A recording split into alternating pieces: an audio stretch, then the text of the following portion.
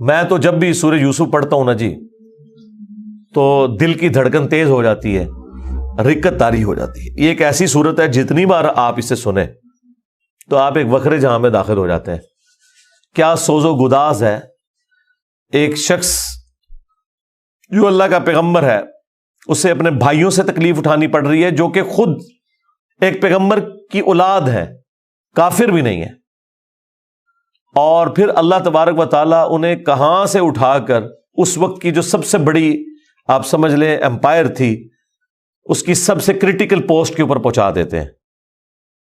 اور بیسیکلی اس میں نبی الاسلام کو بھی تسلی تھی کہ آج تو آپ کو مشرکین عرب کی تکلیفیں اٹھا کر مکے سے مدینہ ہجرت کرنی پڑ رہی ہے، لیکن ایک دن آئے گا کہ آپ فاتح کی حیثیت سے مکے میں واپس آئیں گے۔ جس طرح آپ کے قبیلے کے لوگوں نے، قریش نے، جو اعلان نبوت سے پہلے آپ سے اتنی محبت کرتے تھے کہ آپ کو صادق اور امین کہتے تھے، اس لیول پہ آپ سے دشمنی نبھائی کہ آپ کو اپنا علاقہ چھوڑنا پڑ گیا۔ ایک دن آئے گا انہی لوگوں میں آپ فاتح بن کر آئیں گے، اور اس وقت آپ بادشاہ ہوں گے، اللہ کے خلیفہ ہوں گے، اختیار آپ کے پاس ہوگا۔ جس طرح کہ یوسف علیہ السلام کو ان کے بھائیوں سے تکلیف پہنچی اور انہوں نے ان کو بیچ دیا، وہ غلامی کی زندگی انہیں گزارنی پڑی، اس کے بعد جیل کی زندگی، اور الٹیمیٹلی اللہ تعالیٰ نے انہیں مصر میں آپ سمجھ لیں بے تاج بادشاہی بنا دیا۔ لیکن وہاں پہ بھی اینڈ رزلٹ کیا نکلا؟ لا تثریب علیکم اليوم، آج کے دن میں تم پہ کوئی گرفت نہیں کروں گا۔ اور یہاں پر بھی نبی علیہ السلام بھی جب آپ کو پتہ ہے مکے میں داخل ہوئے تو آپ نے وہی الفاظ دہرائے جو یوسف علیہ السلام نے دہرائے تھے، لا تثریب علیکم اليوم، آج میں تم پہ کوئی گرفت نہیں کروں گا۔ یار یہ اخلاقیات پیغمبروں کے ہی ہوتے ہیں، یہ حوصلہ پیغمبروں کے اندر ہی ہوتا ہے۔ اللہ تعالیٰ ایک خاص انہیں یہ ملکہ دے دیتا ہے، وہ اپنے نفس پر اتنا قابو پا لیتے ہیں کہ اپنے دشمنوں کے لیے اتنا نرمی کا رویہ تمام اختیار کے باوجود، یہ نبیوں کا ہی خاصہ ہے۔ اللہ تعالیٰ ہمیں بھی اس طرح کے اخلاق میں سے حصہ عطا فرمائے، آمین۔ اچھا، ایران والوں نے یوسف علیہ السلام کی پوری یہ جو بایوگرافی سورہ یوسف میں آئی ہے، اس کے اوپر ایک تفصیلی فلم 45 اقساط کے اوپر بنائی ہے فارسی زبان کے اندر، اور کئی زبانوں میں اس کی ڈبنگ ہو چکی ہے۔ عربی کے اندر ہو چکی ہے ڈبنگ، اردو زبان کے اندر پیغام والے جو ہیں کراچی کے پروفیشنل ڈبنگ انہوں نے کی ہے۔ آپ کو لگتا ہی نہیں یہ اردو میں فلم بنی ہے یا فارسی میں، اتنی پروفیشنل اس کی ڈبنگ ہے۔ اس میں انہوں نے وہ پورے حالات و واقعات فلمائے ہیں اور آپ کو اس زمانے میں پہنچا دیا ہے۔ آپ یوسف علیہ السلام کے جو قید کے سال ہیں نا، وہ آپ کو بس وہ اس فلم کو دیکھ کے اندازہ ہوگا کہ یہ کیا تکلیف ہے جو انہوں نے کاٹی ہے، اور ایک چھوٹے سے بچے نے جو تکلیفیں اپنے بھائیوں سے کاٹی، ایسا بچہ کہ جس کی ماں بھی فوت ہو چکی ہے۔ میں کہتا ہوں نہیں، وہ فلم تو آپ جتنی بار دیکھیں، وہ ڈرامہ سیریل، انسان کے آنسو نہیں رکتے جس پرفیکشن کے ساتھ انہوں نے اسے فلمایا، اور ریالٹی تو اس سے بھی زیادہ دردناک ہوگی۔ تو ظاہر ہے اب یہ ایک فلم بن چکی ہے، اور میں نہیں سمجھتا کہ وہ مسلمان جو روزانہ ہالی ووڈ یا بالی ووڈ کی فلمیں دیکھ کر سوتے ہیں، ان سے یہ ڈرامہ سیریل مس ہو جائے، انہیں ضرور دیکھنی چاہیے۔ اور توحید جس طریقے سے انہوں نے اس میں بیان کی ہے، کمال کی توحید بیان کی ہے۔ چند ایک جگہوں پہ آپ کو اختلاف ہو سکتا ہے، لیکن اوورآل جس طریقے سے انہوں نے اسے فلمایا، ایک صحیح ایمان جو ایک مسلمان کے دل میں جاگزی ہونا چاہیے، وہ انہوں نے واقعی اس کے اندر فلما دیا۔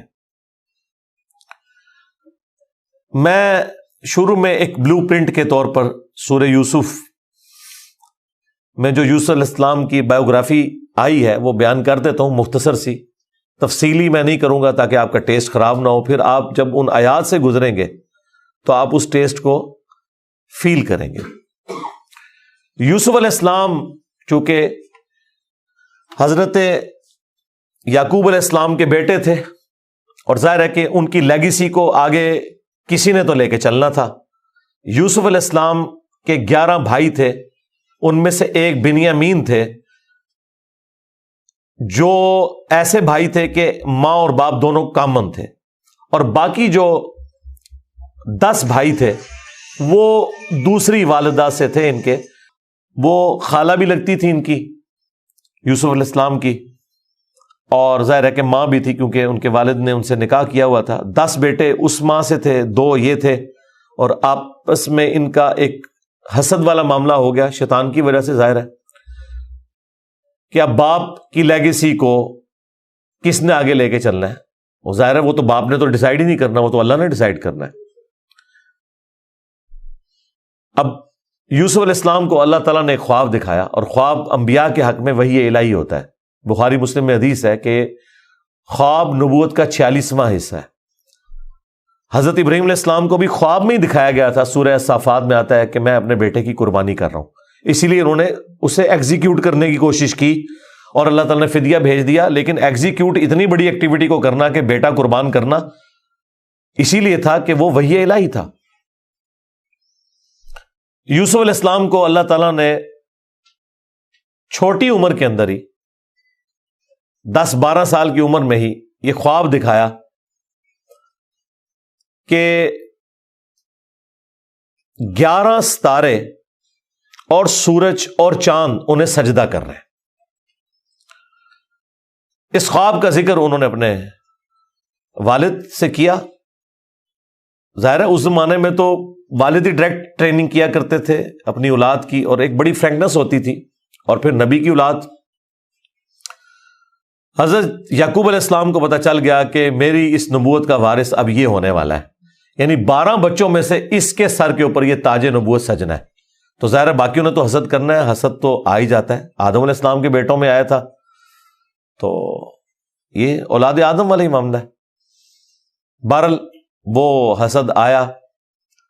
حضرت یعقوب علیہ السلام نے یوسف علیہ السلام سے کہا تھا کہ اس خواب کا ذکر تم نے اپنے بھائیوں سے نہیں کرنا، ورنہ وہ تمہارے خلاف کوئی نہ کوئی چال چلیں گے۔ لیکن بہرحال یہ خواب والی بات کسی طریقے سے لیک ہو گئی، یوسف علیہ السلام نے تو نہیں کی، لیکن شاید آپ کی بیوی نے سنی اور انہوں نے باقی بیٹوں تک بات پہنچا دی۔ بہرحال کچھ ہوا ایسا معاملہ، اور ان کو اس اعتبار سے بھی اشارے مل گئے کہ یوسف علیہ السلام کے ساتھ زیادہ برتاؤ ایکسٹرا آرڈنری کرتے تھے یعقوب علیہ السلام، کیونکہ انہیں پتا تھا کہ یہ اللہ کے پیغمبر ہیں، اور انہوں نے اس توحید کی دعوت کو میرے بعد آگے لے کر چلنا ہے۔ حضرت یعقوب علیہ السلام کے جو باقی بیٹے تھے 10، 11واں تو خیر وہ چھوٹا تھا، وہ ان کا چھوٹا بھائی تھا، اس کے ساتھ تو مسئلہ کوئی نہیں تھا۔ وہ 10 بیٹوں نے اپنے باپ سے کہا کہ ہم دیکھتے ہیں کہ آپ بڑے پوزیسو ہیں یوسف کے معاملے میں، اسے آپ ہمارے ساتھ بھیجیں، یہ بھی ہمارے ساتھ کھیلا کودا کرے، جب ہم اپنے جانوروں کو چرانے کے لیے لے جاتے ہیں تو اس کو بھی ساتھ لے جائیں گے، تھوڑی اس کی بھی آؤٹنگ ہو جائے گی۔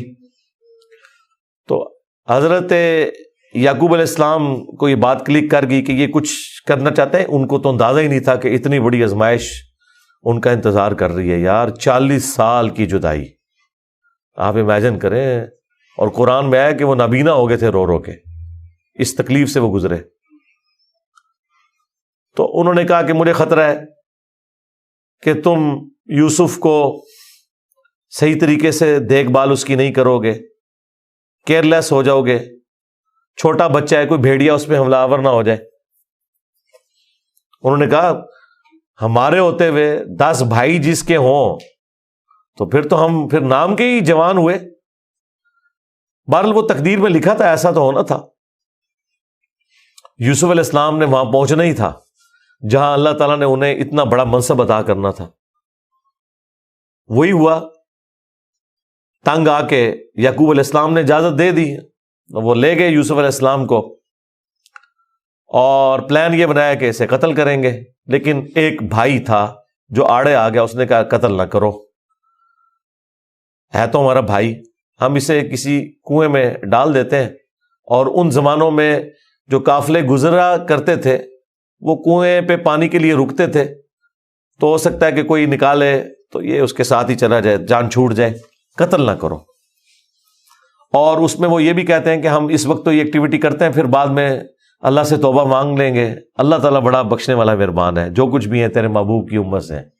یہ بھی قرآن میں نقل ہوا ہے، وہی سیم مینٹالٹی آگے چل رہی ہے، بعد میں نیک بن جائیں گے۔ اور انہوں نے ڈرامہ بازی یہ کی کہ یوسف علیہ السلام کے کرتے کے اوپر کسی بھیڑیے کا خون مال لیا اور کہا کہ ہم تو اسے سامان کے پاس چھوڑ کے گئے تھے، پیچھے سے بھیڑیا آیا اور یوسف کو کھا گیا، اور یہ اس کی قمیض ہے۔ عشاء کے وقت روتے ہوئے آئے، رات کے وقت قرآن کے الفاظ ہیں۔ حضرت یعقوب علیہ السلام کو سمجھ آ گئی کہ یہ میری آزمائش شروع ہو گئی ہے، کیونکہ توحید ایک ننگی تلوار ہے۔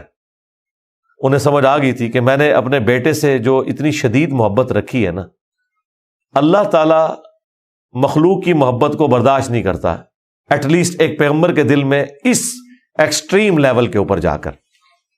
تو میری آزمائش شروع ہو گئی اب۔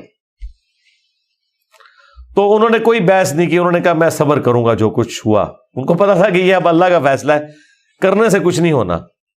جو کوئی تھوڑی بہت کوشش کی وہ کی، انہیں اینڈ پہ ان کا میں اب صبر ہی کروں گا، جو اللہ اس کے لیے فیصلہ کرے وہی ہوا۔ ایک قافلہ وہاں سے گزر رہا تھا، انہوں نے پانی کے لیے ڈول ڈالا، اور یوسف علیہ السلام کو اللہ تعالیٰ نے قرآن میں آیا کہ یوسف کو ہم نے تسلی دی کہ ایک دن آئے گا کہ تم اپنے بھائیوں کو بتا دو گے جو انہوں نے یہ غلطی کی تھی، ہم تمہیں سرخرو کریں گے۔ بہرحال ابھی تو تمہارے لیے یہ طے ہو گیا، اور ظاہر جبرائیل علیہ السلام آنا شروع ہو گئے چھوٹی عمر میں ان کے پاس، ان کی تسلی کے لیے، اسی لیے ڈھارس بندی۔ انہوں نے پانی کے لیے ڈول ڈالا، یوسف علیہ السلام نے وہ پکڑا اور باہر نکل آئے،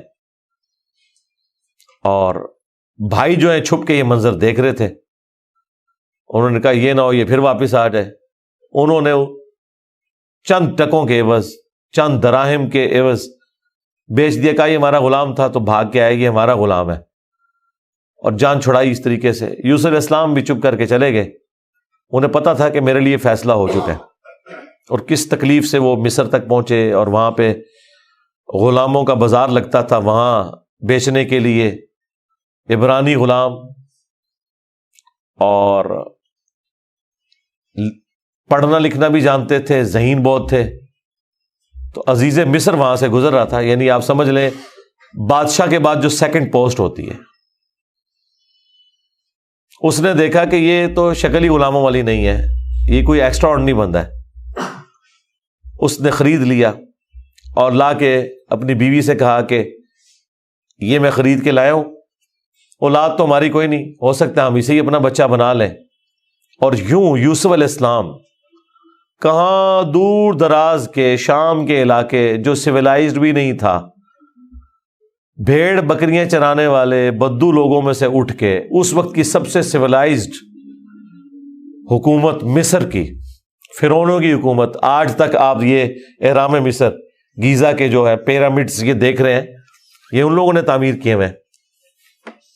وہاں پہنچ کے، اور قرآن کے الفاظ ہیں کہ ہم نے یوں اس کے لیے معاملہ آسان کر دیا کہ وہ عزیز مصر کی تربیت میں رہے اور علم حاصل کرے۔ ظاہر ہے کہ وہ کتنی بڑی بڑی میٹنگز ہوتی ہوں گی، جس میں میٹنگ کا ارینجمنٹ کرنا، کھانے پینے کا ارینجمنٹ کرنا، اور ایک خادم کی حیثیت سے باتیں بھی سنتے ہوں گے۔ یوں اللہ تعالیٰ نے ان کی لرننگ کروائی، اور یوں وہ جوانی کی عمر کو پہنچ گئے۔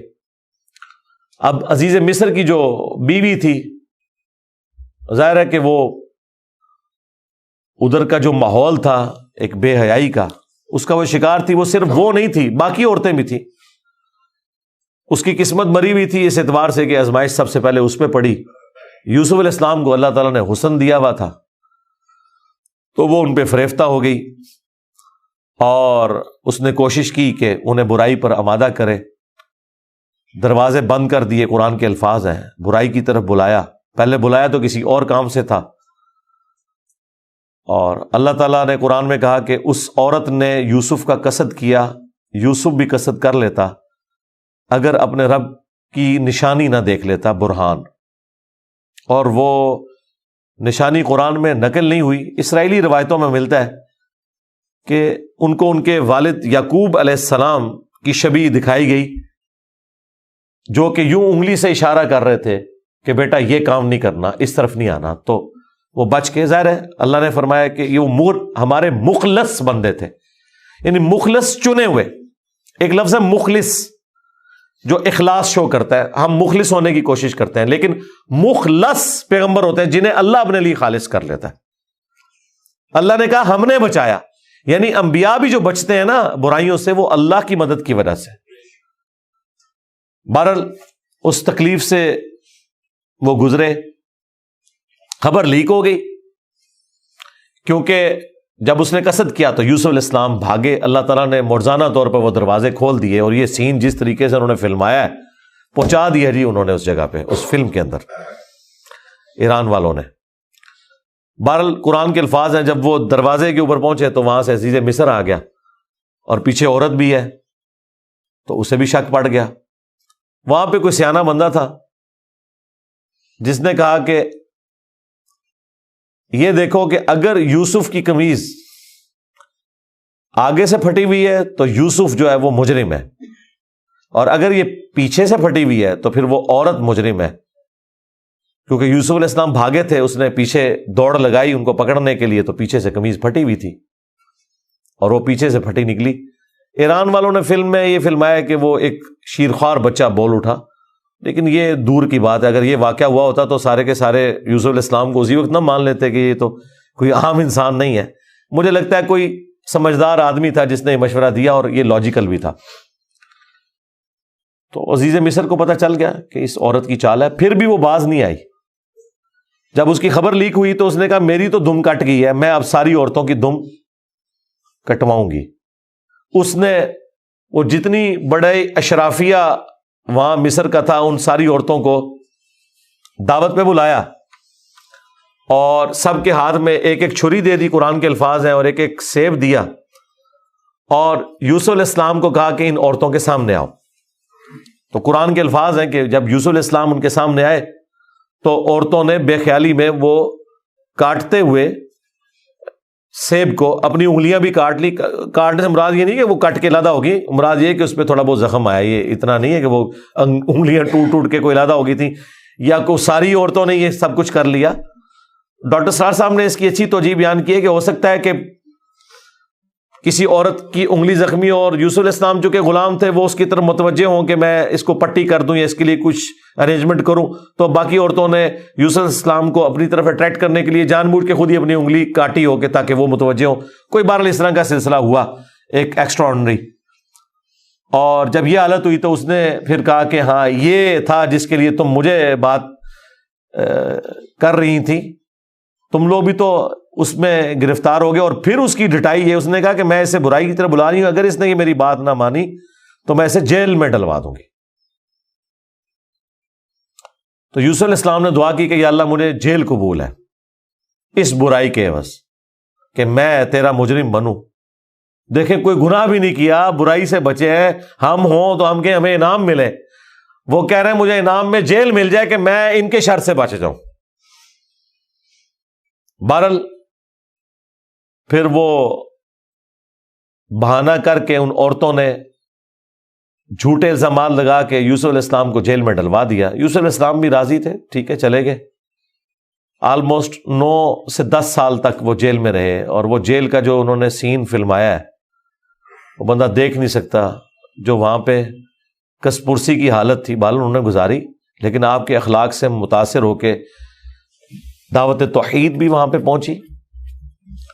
اور اسی دوران 2 ایسے قیدی تھے کہ ان دونوں نے الگ الگ خواب دیکھے، اور انہوں نے یوسف علیہ السلام سے کہا کہ آپ اچھے بھلے معلوم ہوتے ہیں، اگر آپ تعبیر بتا سکتے ہیں. انہوں نے کہا میں اس کی تعبیر جو بتاؤں گا وہ تعویل ہوگی، پھر وہ مقدر ہو جائے گی. اور وہ خواب انہوں نے اپنا بیان کیا. ایک نے خواب یہ بیان کیا کہ میں نے یہ دیکھا کہ میں اپنے رب یعنی اپنے اس بادشاہ کو شراب نچوڑ کے دے رہا ہوں. دونوں کے قتل کے فتوے جاری ہو چکے ہوئے تھے. تو یوسف علیہ السلام نے اسے کہا کہ تم عنقریب چھوٹ جاؤ گے. دوسرے نے دیکھا کہ میرے سر کے اوپر روٹیوں کا ایک ٹوکرا ہے اور اس سے جانور پرندے کھا رہے ہیں، تو ان کا تم سولی دیے جاؤ گے اور تمہاری لاش اسے جانور کھائیں گے، اور وہی ہوا۔ اور قرآن کے الفاظ ہیں کہ جسے نجات ملنے والی تھی اسے یوسف علیہ السلام نے کہا کہ جب تم چھوٹ جاؤ تو اپنے بادشاہ سے میرا ذکر کرنا کہ میرے ساتھ یہ زیادتی ہوئی ہے، لیکن قرآن کے الفاظ ہیں کہ شیطان نے وہ ذکر بھلا دیا۔ ظاہر ہے اللہ نے تو کوئی اور ہی فیصلہ کیا ہوا تھا، اور یوں آلموسٹ 9 سے 10 سال ان کے جیل میں کٹ گئے، یہاں تک کہ اس بادشاہ کا جو بیٹا ہے وہ تخت نشین ہوا، اور اس نے خواب دیکھا۔ ظاہر بادشاہ کو اللہ تعالیٰ اس طرح کے خواب دکھایا کرتا تھا، مخلوقات کو دیکھنے کی ذمہ داری اللہ تعالیٰ نے بادشاہوں کے اوپر ہی رکھی ہوئی ہے جو ان کے انڈر رعایا ہے، کہ 7 دبلی پتلی گائے جو ہیں وہ نیل سے نکل کے 7 موٹی گایوں کو کھا رہی ہیں، اور 7 خشک بالیاں ہیں اور 7 جو ہیں وہ ہری بالیاں ہیں۔ اب یہ بڑا ایک ایکسٹراڈنری خواب تھا۔ اس نے اپنے وہ سارے تعبیر بتانے والے بلائے، سب کے سب عاجز آ گئے۔ تو وہ جو چھوٹ چکا تھا ایک قیدی، وہ بادشاہ کا بڑا قریبی تھا جو اسے شراب بنا کے دیتا تھا، اسے یاد آیا کہ ہاں ایک شخص قید میں ہے۔ اور یاد کب آیا؟ دیکھیں 9-10 سال کے بعد۔ اس نے کہا میں ایک ایسے شخص کو جانتا ہوں کہ جو آپ کو اس کی تعبیر بتائے گا۔ تو وہ بادشاہ نے کہا ٹھیک ہے اسے لے آؤ یہاں پہ۔ یوسف علیہ السلام نے تعبیر بتا دی جو باقی معبر نہیں بتا سکے۔ بادشاہ کو بھی لگا یہ تعبیر اسی طریقے سے ہے کہ 7 خوشحالی کے سال آئیں گے، اور اس کے بعد 7 سال آئیں گے 7 ایئرز قحط سالی کے، جس میں آپ یہ والا غلہ جو سٹور کیا ہوگا وہ استعمال کریں گے، اور پھر اس کے بعد بارش ہوگی۔ 7 سال تک بارش نہیں ہوگی، اور ان 7 سالوں کے لیے آپ نے اپنی وہ والی گندم سنبھال کے رکھنی ہے جو ان خوشحالی کے 7 سالوں میں خوب پیداوار ہوگی۔ تو بادشاہ نے کہا انہیں بلا کے لاؤ۔ انہوں نے کہا نہیں، پہلے میرا وہ مسئلہ حل کریں جو میرے اوپر الزامات لگا کے ان عورتوں نے اندر کیا۔ پھر بہرحال وہ معاملہ بھی سیٹل ہوا، عورتوں نے مان لیا کہ یوسف علیہ السلام کی کوئی غلطی نہیں تھی۔ پھر یوسف علیہ السلام عزت کے ساتھ لائے گئے بادشاہ کے پاس، اور انہوں نے خود کہا کہ مجھے وزیر خوراک بنا دیں، میں امین بھی ہوں اور ان معاملات کو ہینڈل بھی کر سکتا ہوں۔ پھر انہوں نے جس طریقے سے ان معاملات کو ہینڈل کیا اور کہا کہ آپ نے گندم کے دانوں کو بالیوں سے باہر نہیں نکالنا، یہ سٹوریج کا طریقہ بھی یوسف علیہ السلام کو اللہ تعالیٰ نے سکھایا۔ یوں گندم خراب نہیں ہوتی، سال ہر سال آپ استعمال کر سکتے ہیں۔ آج بھی گندم اسی طریقے سے سٹور ہوتی ہے۔ اب وہ قحط سالی صرف مصر تک نہیں تھی، شام تک بھی پھیل چکی تھی، اور وہی بھائی بالآخر گندم کی تلاش میں مصر آئے۔ انہیں تو پتہ ہی نہیں تھا کہ ان کا بھائی یہاں کا بے تاج بادشاہ بن چکا ہے۔ یوسف علیہ السلام نے انہیں پہچان لیا۔ ان تو سوچا ہی نہیں تھا کہ یہ سب کچھ ہوا، کوئی اس وقت انٹرنیٹ کوئی اس طرح کی تو چیز ہے ہی نہیں تھی۔ تو یوسف علیہ السلام نے انہیں غلہ دیا اونٹ بھر کے، اور جاتے ہوئے خادمین کو کہا کہ ان کی جمع پونجی بھی آپ نے ان کے اسی سامان کے اندر رکھ دینی ہے تاکہ یہ متاثر ہوں اور اگلی دفعہ پھر آئیں۔ اور پھر ان سے انٹرویو کیا تو انہوں نے کہا ہمارے تو اس طرح بھائی ہیں، ایک بھائی ہے وہ ہمارے والد صاحب تو اس کو اپنے سے جدا نہیں ہونے دیتے، اس کے اندر وہ اپنے اس بیٹے کو تلاش کرتے ہیں جسے بھیڑیا کھا گیا تھا، اور وہ بیٹا سامنے تھا۔ یوسف علیہ السلام کے بارے میں اللہ تعالیٰ فرماتا ہے کہ یوسف علیہ السلام یہ باتیں سن رہے تھے اور دل ہی دل میں کہہ رہے تھے کہ تم ظالم ہو، لیکن اللہ کی طرف سے اجازت نہیں تھی۔ ان کا اچھا پھر تم دیکھ رہے ہو اس بھائی کا بھی سامان میں تمہیں دیتا ہوں، اگلی بار اس بھائی کو ساتھ لے کے آؤ گے ورنہ میں تمہیں سامان نہیں دوں گا۔ ظاہر ہے کسی بہانے سے تو بلانا تھا نا۔ اور واپس جب پہنچے انہوں نے دیکھا یہ تو اتنا فیاض بادشاہ ہے، اس نے تو ہماری وہ جمع پونجی جو بھی تھا، کوئی کاٹن لے کے گئے تھے یا اس وقت تو بارٹر سسٹم ہوتا تھا نا، وہ واپس کر دی ہے۔ تو اپنے والد سے کہا کہ آپ اپنا وہ بیٹا بھی بھیجیں، وہ تو بڑا اچھا بادشاہ ہے۔ تو ان کا نا ایک دفعہ تم اسی کے بھائی کو لے گئے تھے، وہ واپس نہیں آیا، اس کو تو میں اب الگ نہیں کروں گا۔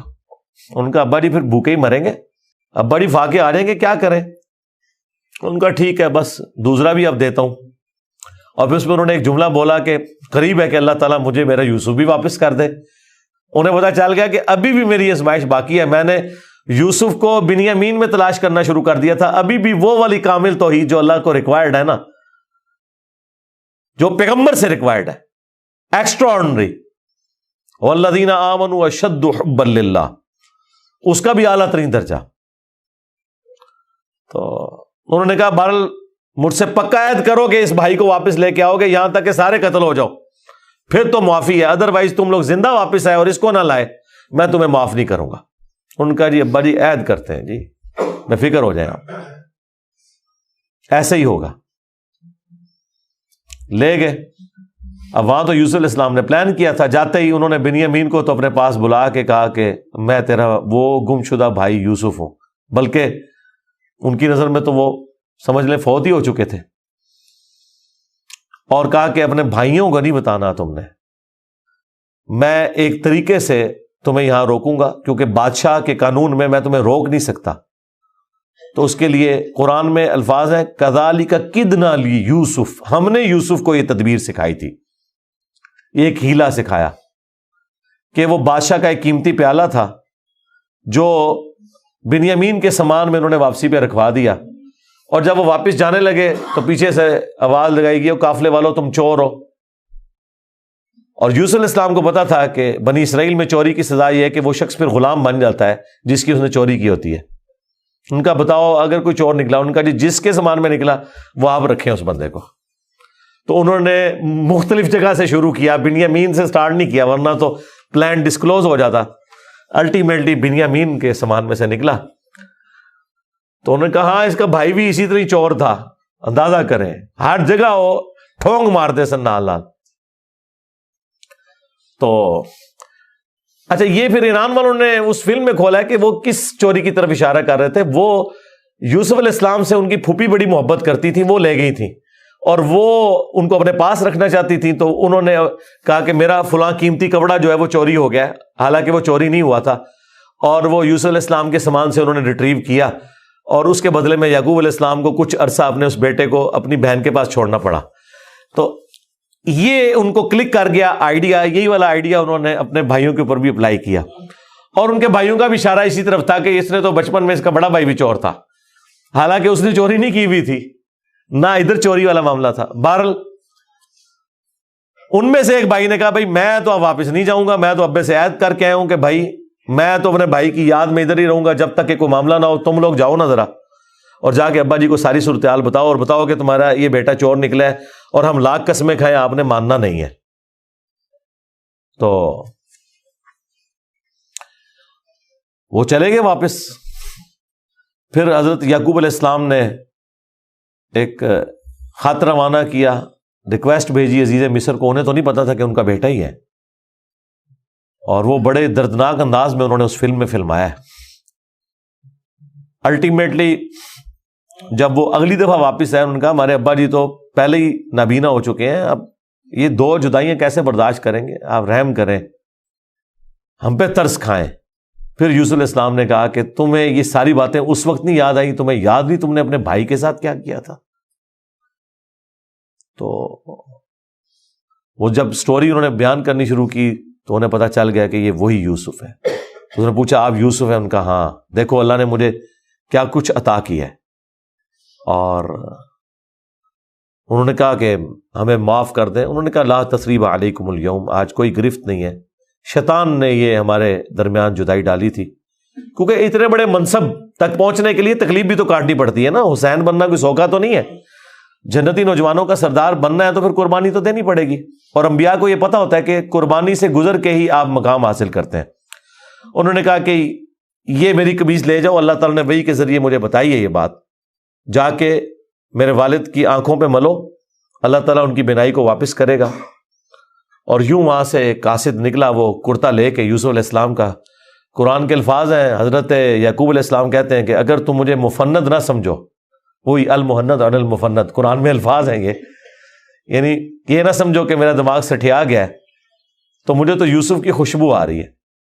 اچھا یوسف کی خوشبو اس وقت نہیں آئی جب وہ بک کے جا رہے تھے, کیونکہ اللہ تعالیٰ نے پردہ ڈالا تھا. ادھر اللہ نے یوسف کی خوشبو, بہرحال وہی بشارت لے کے آیا آنکھوں کو لگائی، بینائی واپس آ گئی، اور ساتھ خط آیا کہ اب آپ واپس آئیں، یہاں پہ میرے پاس آ جائیں اور بنی اسرائیل کو شفٹ کریں۔ وہ سارے ود فیملی وہاں شفٹ ہوئے۔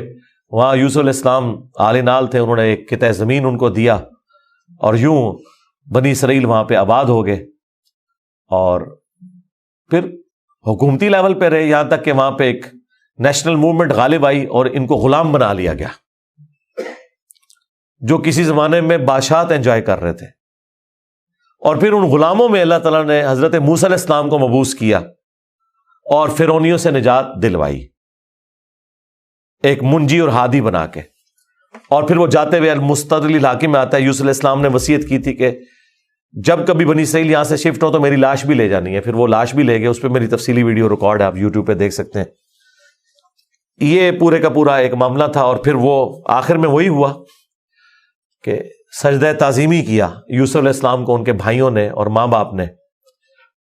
ان زمانوں میں سجدہ تعظیمی جائز تھا، جس طرح کہ آدم علیہ السلام کو فرشتوں نے کیا، اور اس امت میں حرام ہو گیا۔ ابو داؤد میں اور ترمذی میں حدیث ہے کہ اگر میں سجدہ تعظیمی جائز سمجھتا تو بیویوں سے کہتا کہ اپنے خامدوں کو کریں اس حق کے سبب۔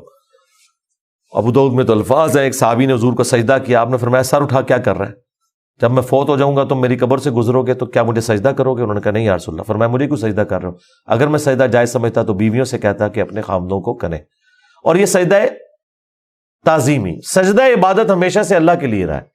جبرائیل علیہ السلام نے حضرت آدم کو سجدہ عبادت نہیں کیا، سجدہ تعظیمی تھا۔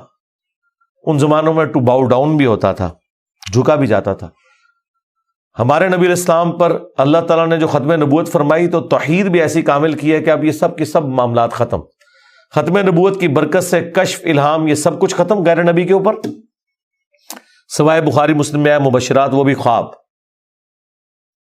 وہ اللہ کی طرف سے بھی ہو سکتے ہیں، شیطان کی طرف سے بھی ہو سکتے ہیں، نفس کی طرف سے۔ وہ تو وقت پورا ہوگا تو پتہ چلے گا یہ سچا یا جھوٹا ہے۔ باقی نبی علیہ السلام نے کہا اب یہ نبوت کی خبریں ختم ہو چکی۔ اگلے زمانوں میں یہ ہوتا تھا، اللہ تعالیٰ غیبی خبریں دیا کرتا تھا غیر انبیاء کو بھی، اور اگلے زمانوں میں یہ بھی تھا کہ سجدہ تعظیمی ہوتا تھا۔ اللہ تعالیٰ نے توحید بھی اس امت میں کامل کی کہ سجدہ تعظیمی بھی حرام کر دیا، اور اب کسی کے لیے سجدہ نہیں ہے۔ بل وہ سجدہ کیا تو حضرت یوسف علیہ السلام نے کہا ابا جان یہ دیکھ لیں، یہ تعبیر ہے میرے اس خواب کی جو میں نے وہ بچپن میں دیکھا تھا۔